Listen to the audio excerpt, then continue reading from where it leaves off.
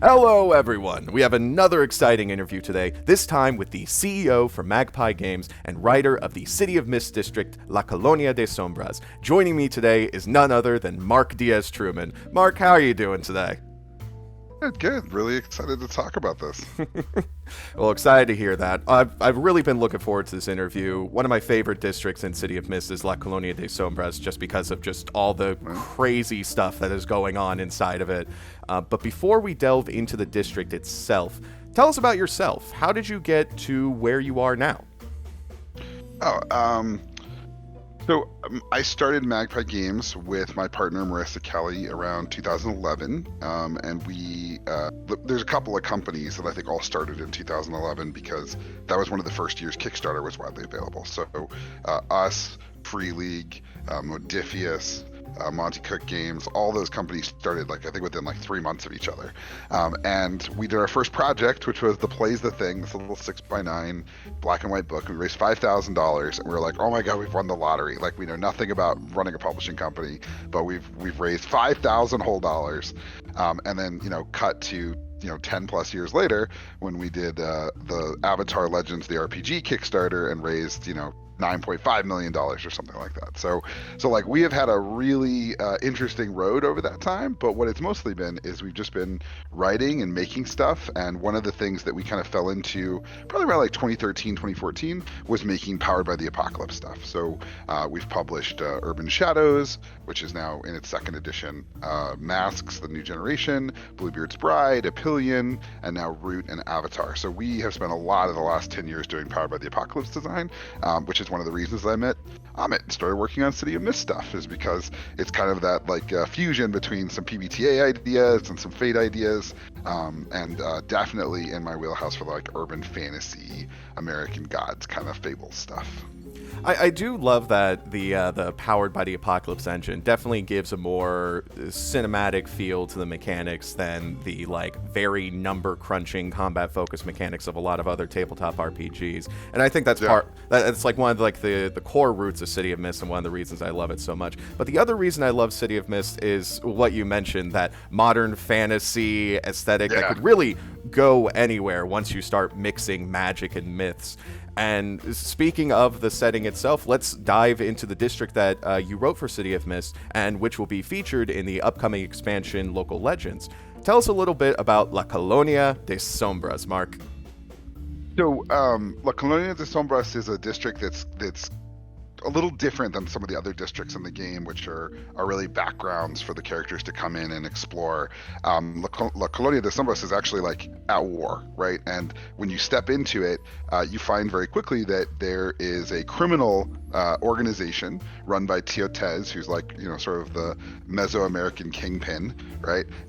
And he is running everything behind the scenes. He is, I said he controls most of the organized and disorganized crime in the district, but he is actually at war with Lagila de Plata, which is a mythos of not Quetzalcoatl, who's the normal opposition to the mythos that Tez represents, but actually the Maya equivalent, which is sort of a hint at this interesting mythos idea that everything's kind of connected, right? These people who told stories about Quetzalcoatl, which is probably a god most people are familiar with in Mexico, is also very similar to the Kukulkan god in Maya culture, which of course ironically now is also known as Namor in the MCU, right? Because that's who Namor says he is Kukulkan.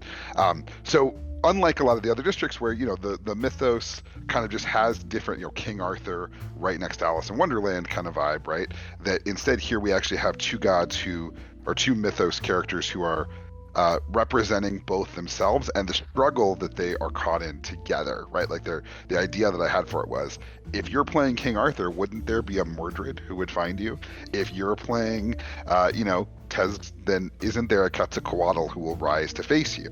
And I think it's kind of the thing that Fables does a lot, right? Is that you're playing Beauty and the Beast, that's the Fables that you are, but you're kind of doomed to play out those narratives over and over and over. And as much as new and interesting things happen, you're still stuck almost in these roles that you've played for a really long time. The Telltale game for The Wolf Among Us does this really well. Mm-hmm. Bigby is just, he's the big bad wolf, man. And like, that part of him will never ever die. It's gonna come back. So within La Colonia, part of what I was trying to do was give you the option of sort of like, do you want to get involved in this war? Can you walk away from it? Lagila de Plata is not going to necessarily win. Like she's not necessarily going to win. So which side are you going to take? Because as we all know with TTRPG players, when you give them the option between the like diving into danger or the sensible walking away option, they always choose the sensible walking away option. What? I got a job in the morning, guys. I can't get involved in this gang war. Yeah. Well, the cool thing about it, I think, is that the City of Mist setting also has a reason to walk away, which is, the Gatekeepers, because this war between Teotez and Lagila is not going to resolve nicely. It's very likely to actually attract the attention of actual authorities, right? Because there's this interesting metaphor, I think, within City of Mist between the day-to-day chaos of the city and then the cops, right? The real cops, like the Gatekeepers, who are going to come in and like actually shut it down. And so I think that as players, you have this really cool interaction with Gatekeepers, the Gatekeepers, where you're like, this isn't just some giant dragon running down the street breathing fire on everything. You want to take Lagila's side because she's protecting people. So when the Gatekeepers show up to shut it all down, it doesn't feel like you should be on their side necessarily, right? Mm-hmm. Like you have to make real choices within that space. Well, I'm definitely hearing like all of the different like myths that you pulled in the La Colonia de Sombras. There's of course so many very interesting stories out there. It's part and parcel for City of Mist is bringing those myths into the modern day. But I got to ask, what were your other major inspirations when writing this district? Yeah, so part of what I wanted to do here, obviously like I wanted to capture this conflict between Tezcatlipoca, which is the Teotez character, who is one of the four major Aztec gods, and their conflict with Quetzalcoatl, which in this case is Kukulkan. Like I wanted that to be really central for minute one. But what I also wanted was to have an immigrant district, right? Because I feel like one of the things about cities is that they are run by immigrants. They're filled to the brim with people who are not white suburban moms and dads, taking their kids to soccer practice in their van. Like that's actually the suburbs. Cities are filled with people who are different and come from different places. I worked in Houston for a while, and one of the organizations I worked for there serviced a community of immigrants through Houston. It's a port city that they spoke, I think there was 19 major languages that were spoken within the community that they served. And this isn't like 19 variations of Spanish. Like Spanish is one language. And then there's all these languages from West Africa, and all these languages from Europe, and all these languages from Eastern Europe. And so I wanted to really get a sense of what it meant to be an immigrant in the city. And especially because the city has that like dark city feel of everything in the past isn't real. So like you get here to the city. I really like this idea of like the Matrix a little bit, right? Like you don't remember the time before when you were a kid because that's all been erased by the Matrix. I really like this idea that like it's a little bit of what it's like to move from Mexico to the States, right? Like you cross this river, you cross this space, and suddenly you're in a new country, in a new space, and that past has to start to fade. But you don't lose yourself. Like you still have all that identity, all the traditions, all the culture that you bring, but suddenly what you were doing in Mexico, what you were doing in Africa, lots of stories about people who are doctors in India but move here and have to be cab drivers, right? Like that sense of loss is also tied to the sense of hope you have, like that this world is going to be better, this new place is going to be better than where you were before, right? And I think the tragedy of City of Mist is that the city isn't necessarily better, it's just different, right? And so what I wanted was to show that across the other characters and across the other conflicts, right? So Tez and Lagila are in conflict, but there's also a good number of characters here, sleepers mostly, who are wrestling with what the city means, and they're wrestling with it because they're outsiders. They came from somewhere else, and now they're here, and they have to deal with what here looks like. Dealing with what here looks like in the City of Mist is definitely a tall task, considering that what the city looks like can also change on a day-to-day basis. But I could tell there's like so much like inspiration you're drawing from like putting into this district, and I could tell that when reading, I could tell that when talking with you. Yeah. But I think the main draw with La Colonia de Sombras, besides all that we've just talked about here, is that image of Lagila de Plata fighting a bunch of gangsters in the middle of the street. This mask-wearing luchadores. Is it luchadores or luchador? Luchadora? Luchadora. Right. Luchadores is plural. But I think the irony here is like, so this is one of those funny, like, Mexico's next door, but it might as well be a million miles away. Within Mesoamerica, but specifically in Mexico, luchadors are basically superheroes. So, like, there are, if you've watched Coco, like when he goes to the big party in Coco, there's a whole little bit where two luchadors are going to ride the elevator up to De La Cruz's party. And one of them or both of them are really, really famous luchadors, and that's because they were in lots and lots of movies. And what they did was they fought vampires and werewolves and demons. One of them is named, well, so the irony here is that, again, Mexico just grabs stuff, right? He's named Blue Demon, but you don't say Blue Demon in Mexico, you would say, Blue Demon, right? And so, like, he just kind of gets like grabbed and taken. And there were films like the 60s and 70s are all about these famous luchadors, and I think it's like the irony of like America's not knowing that luchadors have always been superheroes is really one of the inspirations. And the best and most important luchador is obviously El Santo, who is shown in Coco as Blue Damon's associate.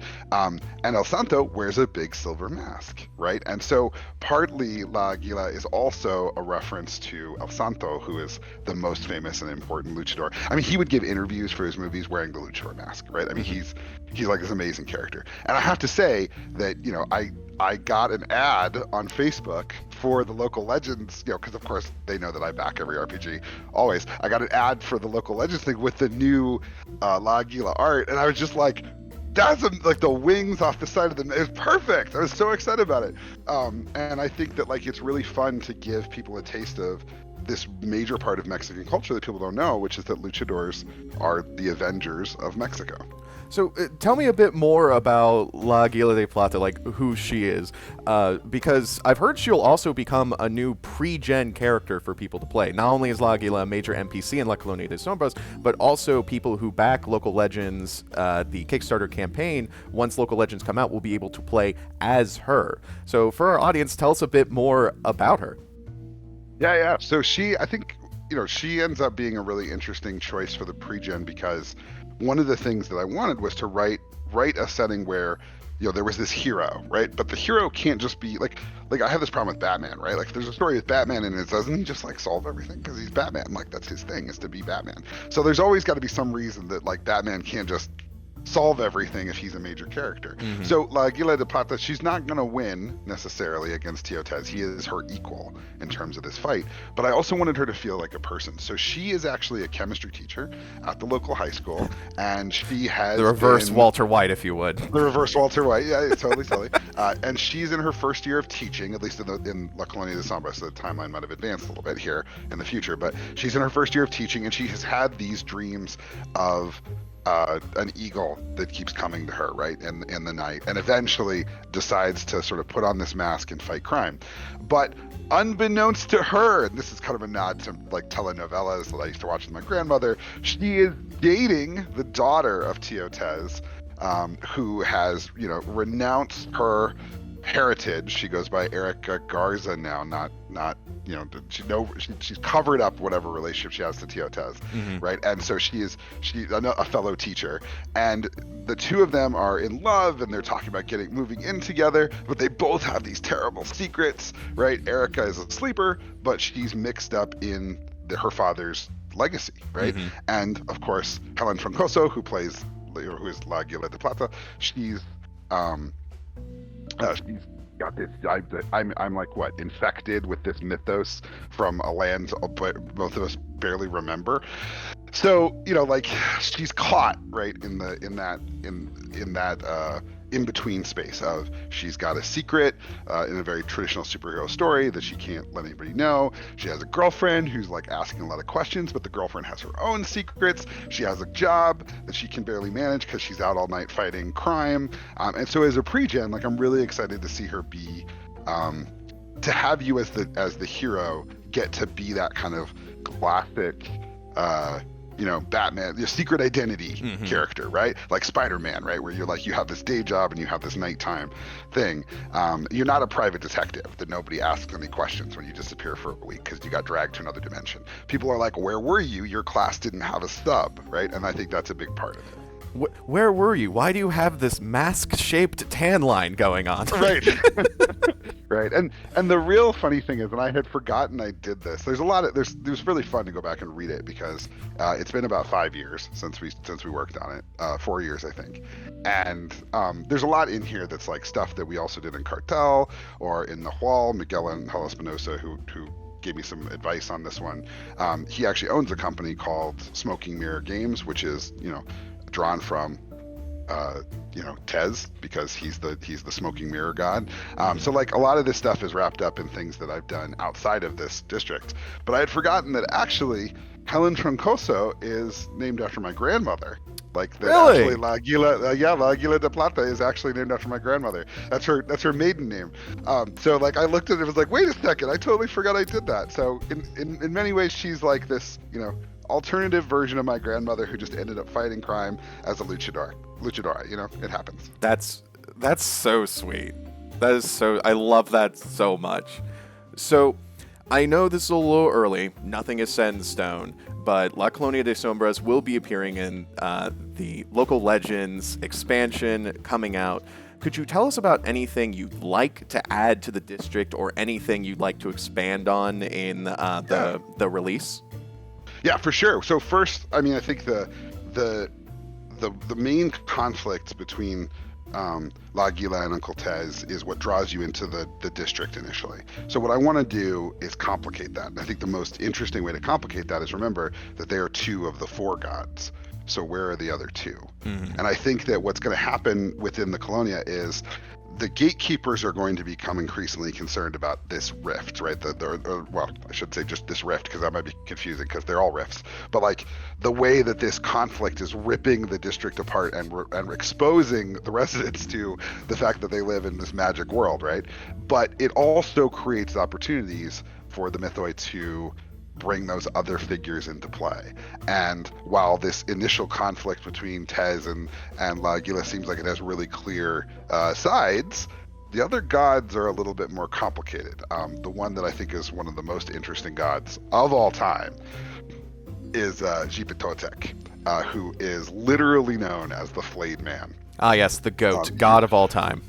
Yeah. So Xipetotec is, super, like these other gods, like very important across all of Mesoamerica, but is known as an agricultural god and a warfare god, and often appears draped in skins, human skins, as a sense of that new season and sacrifice and all those things. And so Xipetotec is not interested in this conflict between Tez, who is a builder. Like, that's another thing that is really important to Tez. He's not just evil, he wants to make the district great. And Lagila, who wants to protect people. But then Xipetotec is like, but what about war? What about the conflict? What about renewing the land with blood, right? What about the way that the district needs to be turned over and recycled? And so I think that seeing how that conflict might force Lagila and Uncle Tez into an alliance together, that like they might actually need Tez to deal with the case that's on the table. I think that is a way to complicate those relationships further and give the player some really interesting choices. I love that. I mean, that's one of like the great things with City of Mist cases is that there's rarely ever like a true good guy, bad guy. There's a lot of different ways things could go. There's different factions going on there, and there's a lot of different ways that the case for La Colonia de Sombras can end. Yeah, well, I think it's why, Amit and I, when we initially talked about City of Mist and what he wanted to do with it and what he wanted me to do for the Colonia, Urban Shadows, which is my PBTA game of more traditional urban fantasy, vampires, werewolves, wizards. I think they both share this sense, like you said, of it's not just corruption. It's not like everybody's evil and corrupt. It's that everybody's compromised, right? Everybody has to deal with the people that brought them to power and the things people expect of them. And then in the case of City of Mist, the mythoid that's inside of them. That you're like, yeah, I'm a crime boss, but also I'm Tez. Like I also am a god, and like that wrestling with both of those things, very reminiscent of American Gods, where it's like Mr. Wednesday is going to be Mr. Wednesday. You can't turn it off, right? He's going to be who he is. And I think that's an interesting way to represent what makes me excited about cities and urban fantasy, which is the way that our obligations and our identities and our cultures all kind of smash into each other and give us choices, like you're saying, they're not clear. Nobody's really the bad guy. It's more complicated than that. Well, I'm really excited to return to La Colonia de Sombras to see all that's new coming to it. I'm so excited to see Lagila de Plata as a playable character. And if you, the viewer, are also excited to see all that's coming to this district in City of Mist, check out the Local Legends Kickstarter campaign. You can click the link in the description, back the Kickstarter. There's so many pledge tiers. We have daily unlocks where we release new content every day that will be coming to Local Legends. Of course, everything's up in the air, not set in stone, but everyone loves a good preview, and I love La Colonia de Sombras. Mark, thank you so much for joining me today. This was such an amazing interview, and as I've said repeatedly multiple times, I can't wait to see what is coming to this district. It's going to be super fun, and I'm really glad to be back for it and excited to see y'all putting out more stuff. It's always a pleasure to see the amazing art and layout and everything that comes across my feed when you guys start a new project. And for everyone else, thank you for joining me. Check out the Local Legends Kickstarter campaign, and as always, have fun.